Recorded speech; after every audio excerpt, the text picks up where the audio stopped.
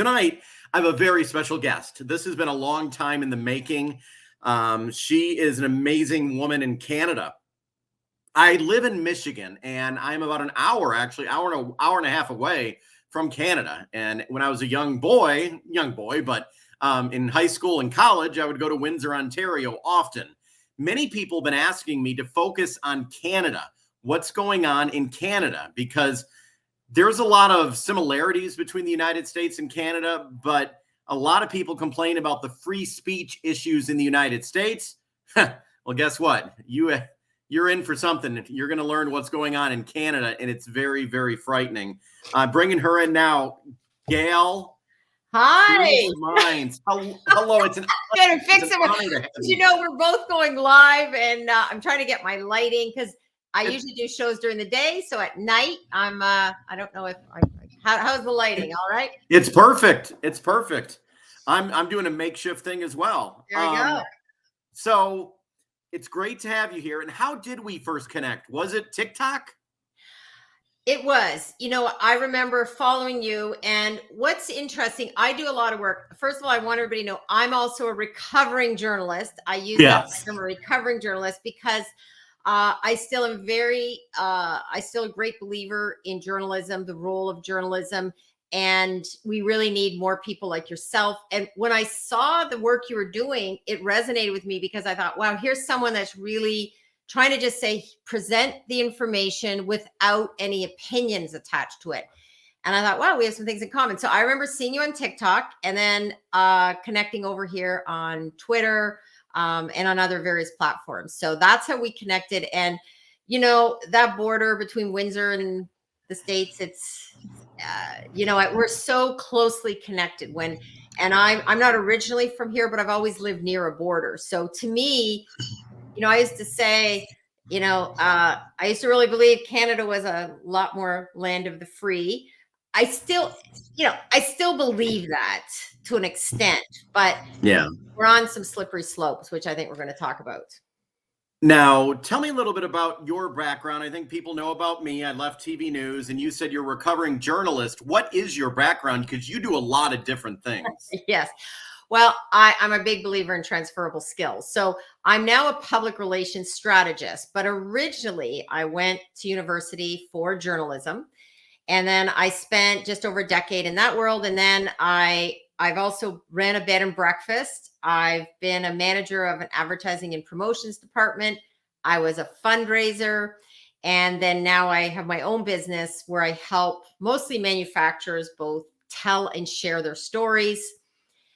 And for me, what really shifted for me was probably during the pandemic when I saw things starting to change in terms of how things were being covered. And I started asking more questions.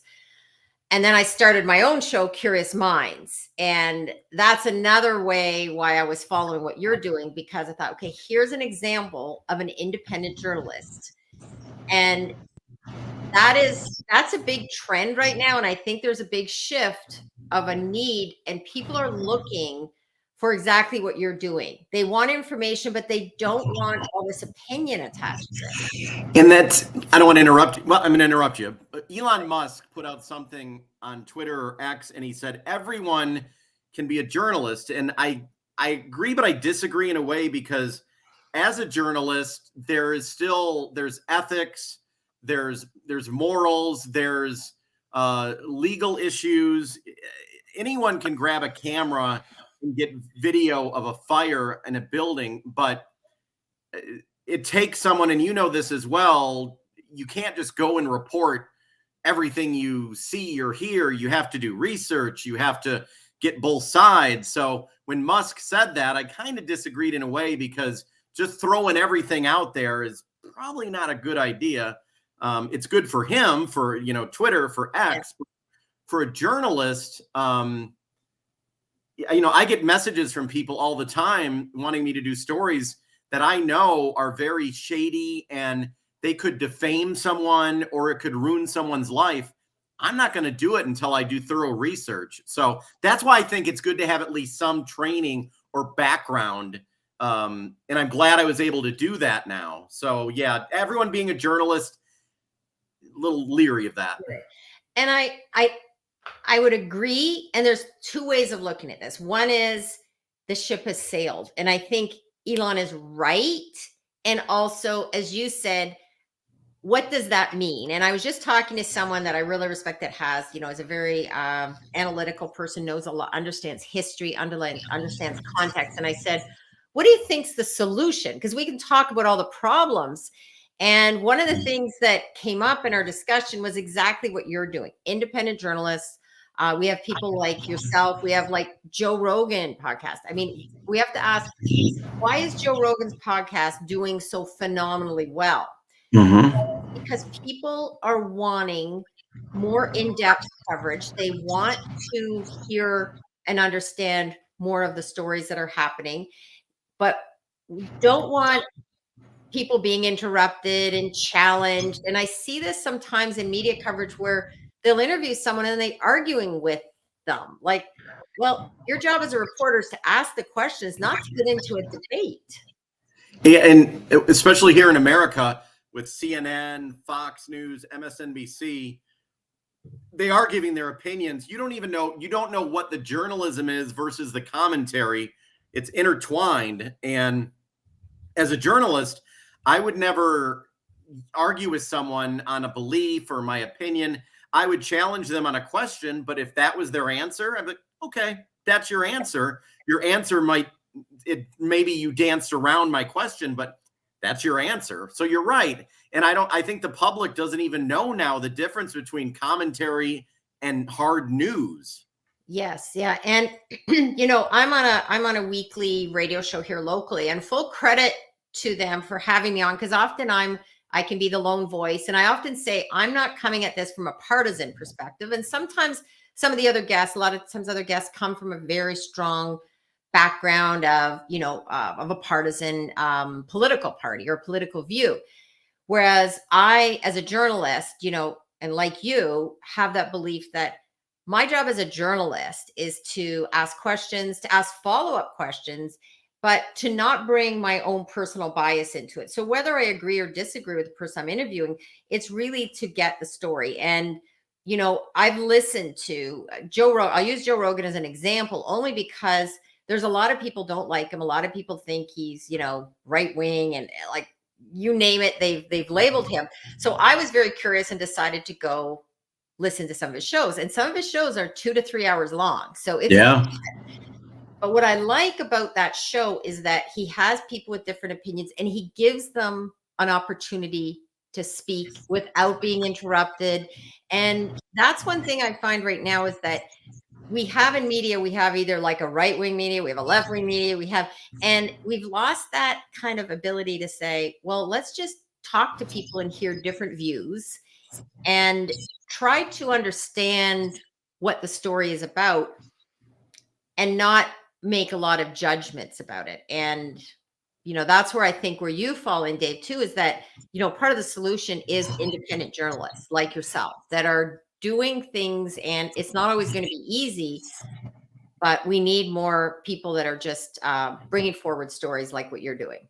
When I worked in television news, we had consultants, and they said that people did not want to watch or listen for a story that was more than 1 minute and 30 seconds, that we had to keep it really short and concise. Those consultants were just shocked that someone would listen to Joe Rogan for 2 or 3 hours. They said it went against all of their research, but it shows that people want that. If you give them good, unfiltered content, they will listen. And the ratings on local television, network television, showing that the people are deciding that that's what they want. People want good content. And I think when they make these decisions, these broad stroke commentary that people don't have, people have short attention spans. I said, really, people have short attention spans. What about people that binge watch these shows on Netflix? Yeah. Why is that? I mean, people will watch show after show because they're engaged. It keeps them engaged. They're interested in it. And when I've listened, now I don't listen to every show on Joe Rogan, but some of the ones I've listened to, I've listened intently for the full time. And it's really fascinating to hear different perspectives. And I've heard Joe, like, he doesn't always agree with the people on, but he allows them the opportunity to speak. And the other thing that happens a lot in media right now that I have a concern about is what I call the cherry picking, where someone will take a clip, and they could take a clip out of this show about what I'm saying. They could take a clip about what you're saying, and that gets pushed out onto Twitter, and it gets passed on, and then all of a sudden someone is a racist or a misogynist, and I've seen this happen where it's taken out of context because I heard an interview and I'm like, no. If you heard that in context, that's not what the person was saying. So, and I, as a journalist, when I was working in media, to this day, I still have great relationships with people because I was never going to burn someone by taking something that they said and twisting it around. And we have a lot to, as journalists, we have to really look at how does journalism and how do the media regain trust again? Because a lot of trust has been lost in media right now. Yeah, absolutely. You are in Canada. What is going on when it comes to journalism in Canada? Because over the last couple of years, there has been some things that just shocking as to is it the crackdown on media? What's the landscape like as a journalist with the information in Canada? What is the landscape of journalism in Canada right now? What's it like? Well, again, I want to stress, like, I'm on the other end of it now because I'm not a working journalist per se, but what I am doing is I've done a lot of research. How we crossed paths was because of the research I was doing. So one of the things that I really saw for me, this was happening before, but what probably got my attention was during COVID and during the whole, when I started hearing things like there's only one science, and I saw people being censored on various social media platforms. And some of this was happening globally, not just in Canada. But certainly in Canada, one of the big stories, and it's happening right now, there's a big trial happening in Ottawa. This has been a fascinating study of, it's not really censorship per se, but it's by omission, like what's not being covered. So there's two people on trial on Canada right now for mischief charge, variety of mischief type charges. So Tamara Lynch and Chris Barber. This was during the convoy, and I've been following, and luckily on Twitter, there are people that are covering it like intensely, and I'm not only relying on mainstream media. So this is a trial that everybody, and as a Canadian, I'm very concerned watching this because the approach to the coverage is not very diverse in terms of bringing forth all perspectives. So it's about, whether there was honking going on, and, a lot of residents are coming forward. And so these two people are on trial for something that, they were part of, but they're being made to, be this, and they could face 10 years in jail, 10 years in jail for mischief charges. And I started watching this whole convoy and it was TikTok. I started following it and watching it from one coast of Canada coming to Ottawa. And I thought, wow, this is building momentum. And people were very upset and questioning the vaccine mandate. So, and it wasn't just people unvaccinated. It was also people that got vaccinated, but didn't believe there should be a mandate for it. So that's when it was really an eye opener for me. And we obviously got on the world stage. I'm sure a lot of people in the States watched what was happening. We had trucks in Ottawa blocking, but here's what was missing. No one asked, why are they doing this? Why did they travel all the way across Canada to come to Ottawa to leave their families, to live in trucks? Why?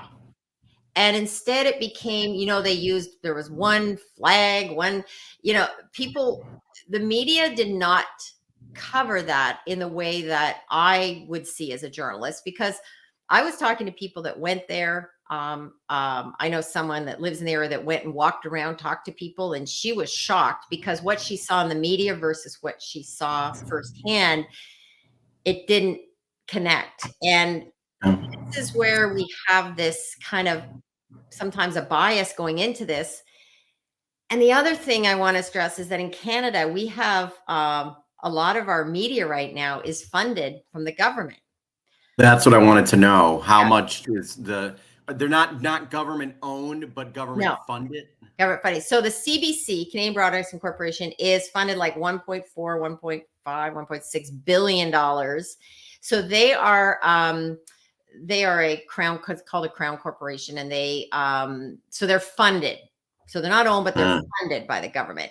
And then we have a lot of other media though they've got government, handouts, government money. So here's what happens. I know that you're not going to bite the hand that feeds you, right? So exactly. So we had during the whole, everything that happened related to the convoy, and then the Emergency Act that was brought in. And I really see as a journalist that not all aspects of that story was covered to the extent that it really needed to be covered. So, and it's not any one, like, I don't blame individual reporters. I mean, you're sent out, you have to do a story. I've worked in the media. I'm sure you know what this is like too. No one actually tells you what to write or what not to write, but you learn, because you learn that if you do things they don't like, you're all of a sudden not going to be getting very much work to do. Exactly.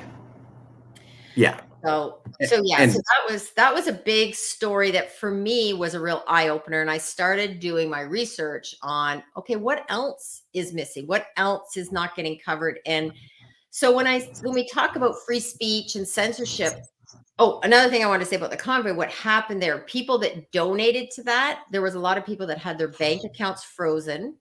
Yeah. And this is where we started to have the government and our banks. And there's people right now that were connected with that. Banks they told them to find a new bank. They kicked them out. Like they can't get a bank to put money or get a mortgage. And the other thing that happened was there were people, so say a couple, so say husband and wife, and say the husband happened to be supporting the convoy. The wife could have been back at home and didn't support it, but said, you go do what you got to do. Well, if they had a joint account, the joint account was frozen. People didn't have access to their money. And I am shocked at how more people aren't up in arms, because I said, just because it's not you, what happens if down the road you fund something, you send your $100, whatever, to something, and the government decides to, what? Did the media cover that, or did they cover it in favor of the government? They didn't really see anything. It was like, well, these people asked for it. They're supporting these people it was this, and being in Canada so close to the States, there was a lot of connection to what happened. They kept saying the January 6th, and that's a whole other story. That's a whole other story. But in Canada, what was happening was there were some people related to the convoy that they sent some letter to the government saying, we want you to step down. And I mean, it was kind of funny. Someone said, yeah, they sent it by letter. We're going to overthrow the government, right? We're going to send you a letter and say. There were other people like the Tamara Lich and the Chris Barber that, as I said, I go way back following them on social media. And a lot of people were supporting what they were talking about. But now it's all got lumped into, like, it started with mischief charges. If you go on Twitter and follow the case, I think it's the Canadian Patriot. I think that's okay. Anyways, like my jaw drops every time I read this, because I'm like, are you kidding me? Like, what these people are being charged with, people are saying, well, I heard honking, and like, I don't know, honking all of a sudden has become this, that they were traumatized by it. And listen, I don't want to get into judging whether people, how they were impacted by it, but we have to really look at how our laws are being applied. And I've had a couple of people on my show, my Curious Mind show. I had a woman that was up there, attended it. She gave her perspective, because she was not an activist before this. She actually owned a business. And when it came time for the mandate, she went, no, she started questioning it, went up to Ottawa. So I have her, like, she tells her whole story about how she became actively involved and said, something's not right here. Good. Yeah. So, those are the stories, though, that we don't hear. We only hear that the other side. And that's, that's my concern, is that by error of omission, it's not always that they're covering it wrongly, but sometimes just not interviewing the people. And and coming in with an agenda, right? And that's what always makes me a bit uneasy because, I have such a range of people in my circle of all political stripes. And I Yeah. appreciate that because I want to hear from all different people and not make judgments because, like, I don't agree with all of my friends. I don't agree with everybody on everything, but I sure am glad I have those different views in my life. What in I thought I've read, is it Facebook? You do not get news from Facebook anymore in Canada? That's another story. So I actually had, and I would encourage people to follow Peter Menzies. He was also on my show. So I'm going to give a little bit of a synopsis for your listeners, but I want to be clear. This is not my exact area of expertise. He has done a lot of research on this about these new bills that have come into Canada. So I'll give a little bit of an overview.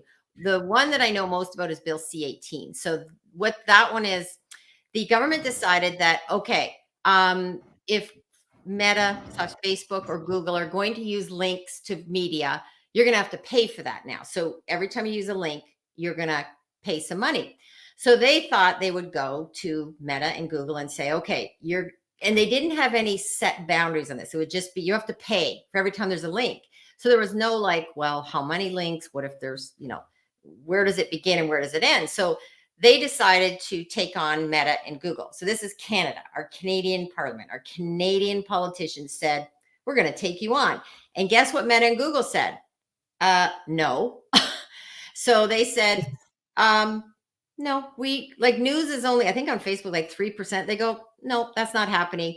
So our government really didn't understand how these big digital organizations work, number one. So they thought they could take them on.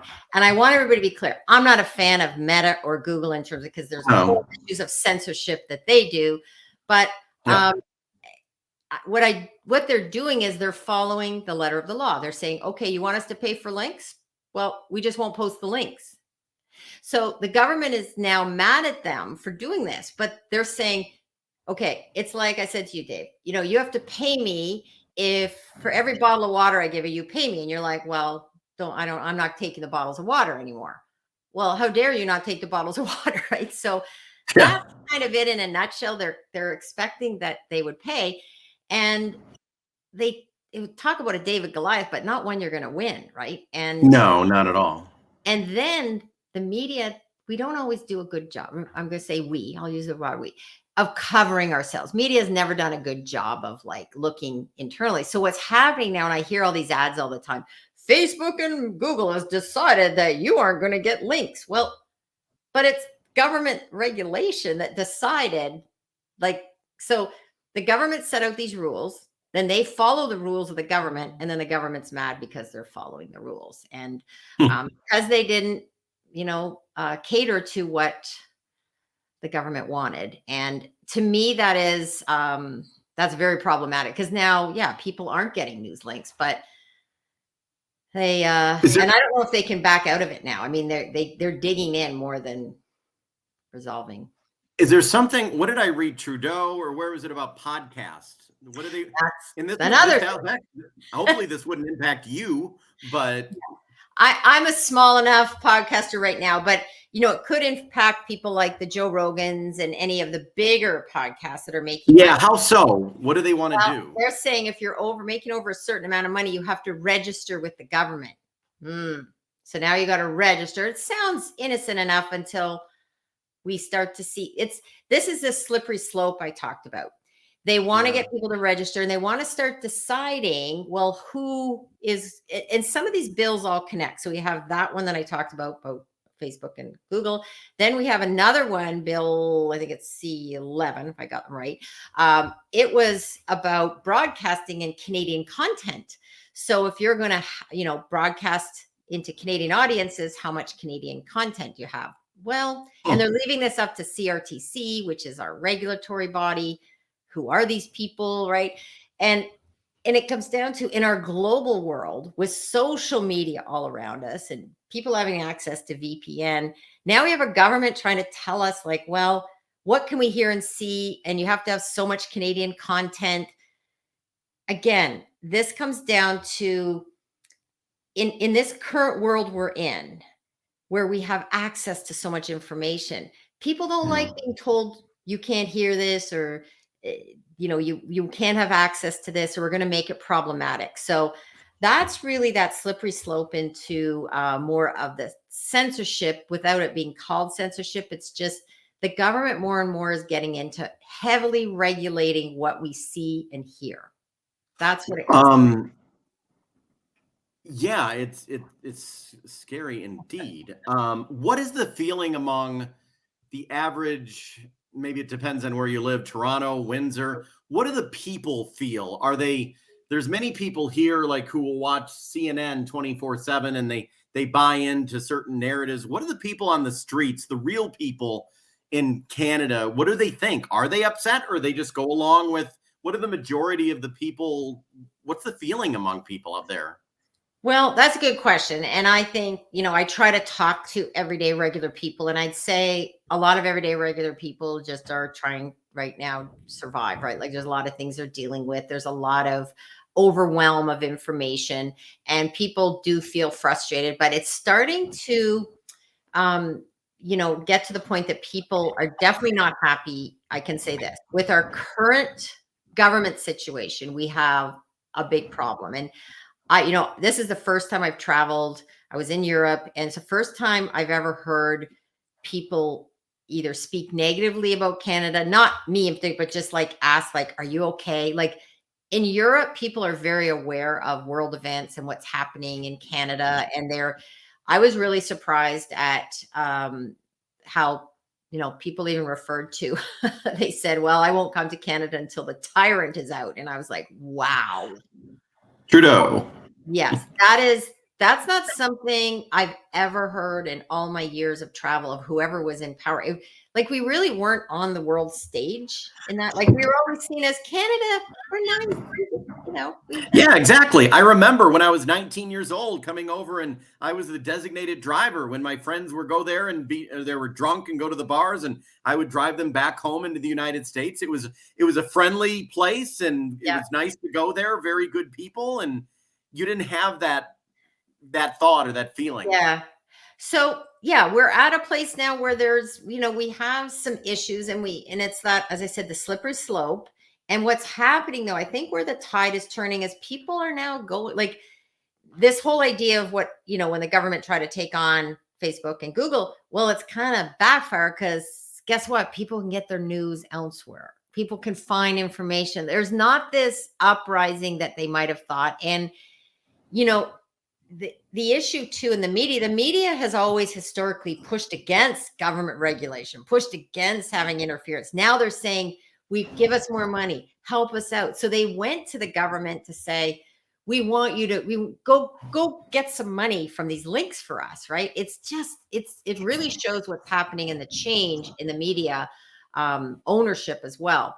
And I really would stress, and you might even want to have someone like a Peter Menzies on at one point, because Peter Menzies used to be the editor and publisher at the Calgary Herald.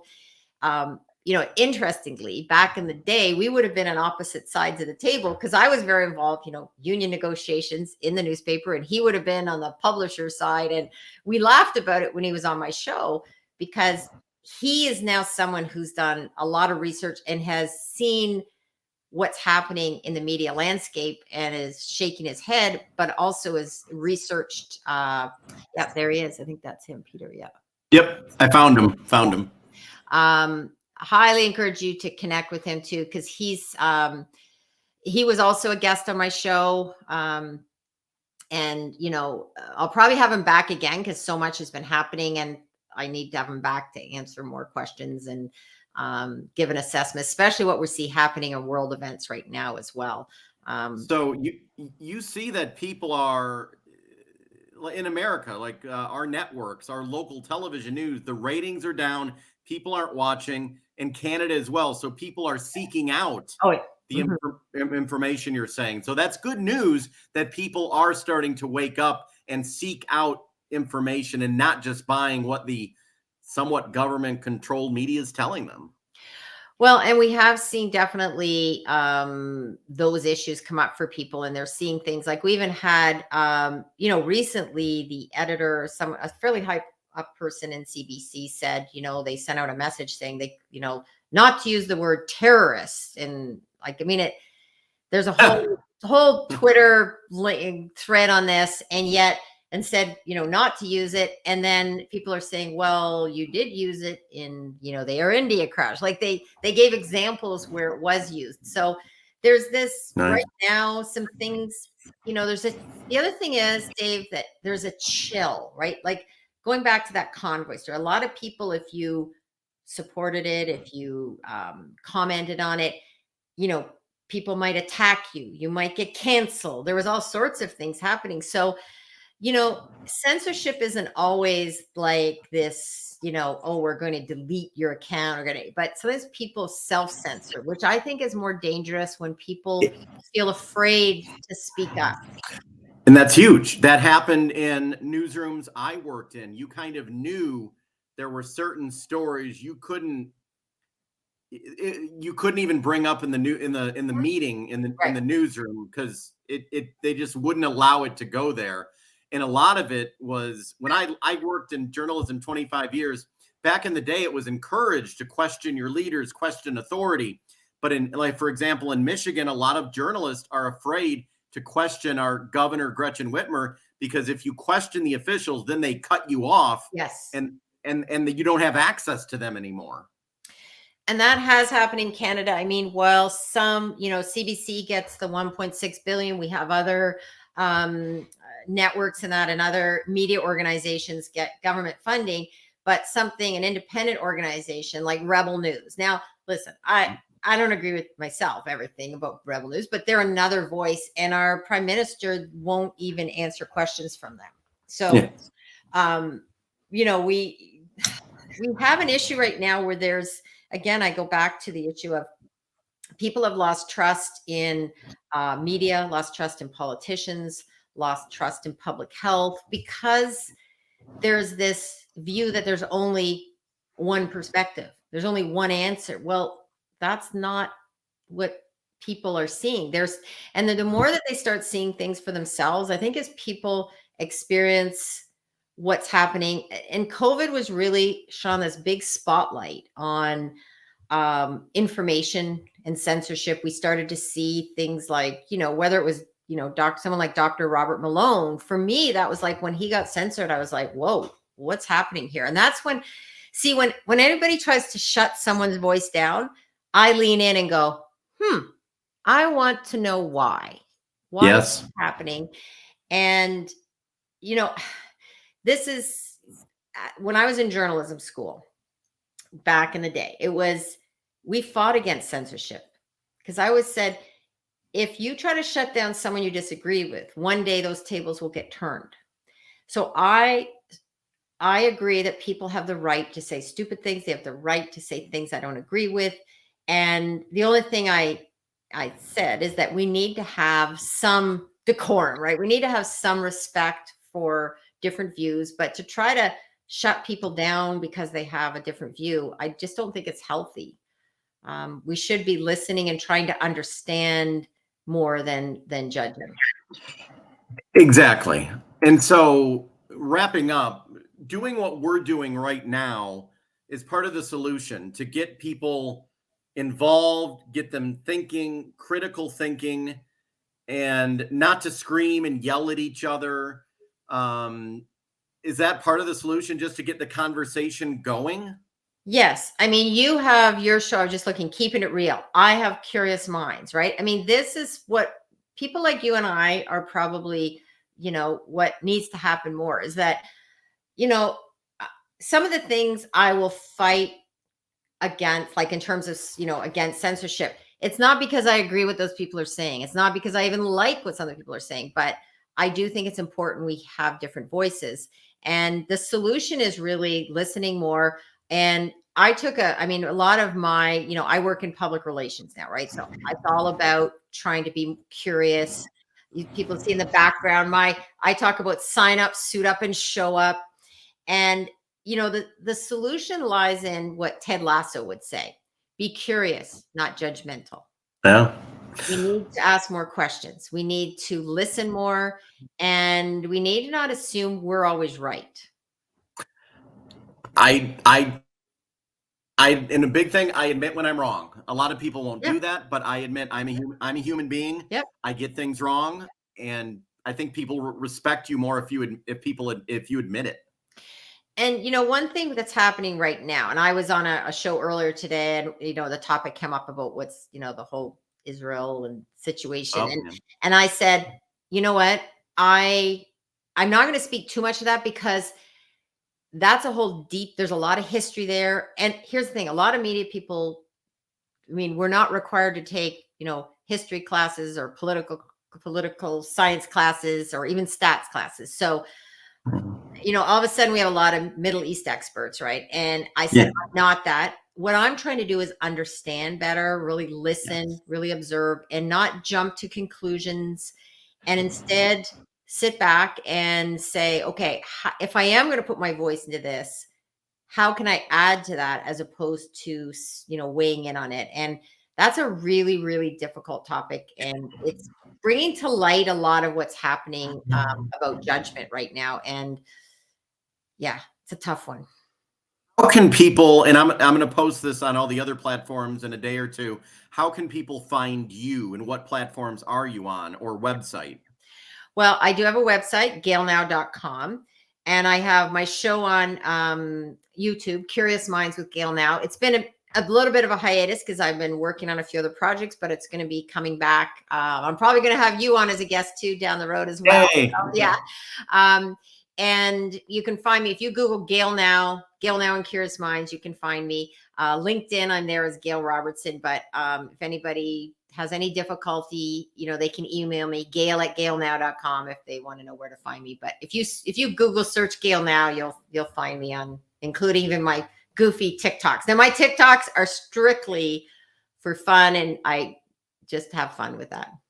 That's fine. I brought you up here on X or Twitter, so I'm gonna tweet that when I do the video. I'll do a short clip. I'll tag you in this as well, so everyone follow you, because I have a lot of people who do follow me from Canada, and they've wanted me to talk about news in Canada more. So I'm glad I've been able to do this. I know you've been traveling a lot, and I love to be on your show, and I'd love to have you on again to talk about things, because the more conversations we have, I think the better.